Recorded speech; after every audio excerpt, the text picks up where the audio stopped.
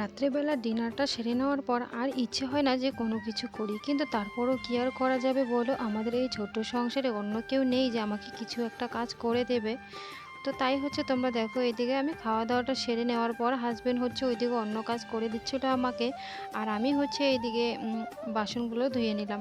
কারণ রাত্রেবেলা যদি এই বাসনপত্রগুলো ধুয়ে রাখি তাহলে না সকালবেলা উঠে কাজটা অনেক সহজ হয়ে যায়, আর এটা কিন্তু একটা অভ্যাসে পরিণত হয়ে যায়।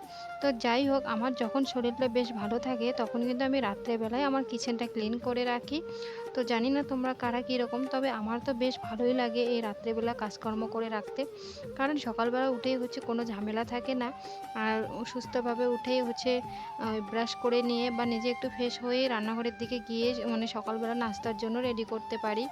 তো যাই হোক, ওইদিকেও হচ্ছে বাসনপত্র ধুয়ে নিয়ে আমি নিজে একটুখানি ফেস ওয়াশ দিয়ে মুখটা ধুয়ে নিলাম। কারণ রাত্রেবেলা ফেস ওয়াশ দিয়ে মুখ ধোয়া একটা অভ্যাস, আর এইদিকে বিছানাটা একটু ঝাড়াঝাড়ি করে নিলাম। তোমরা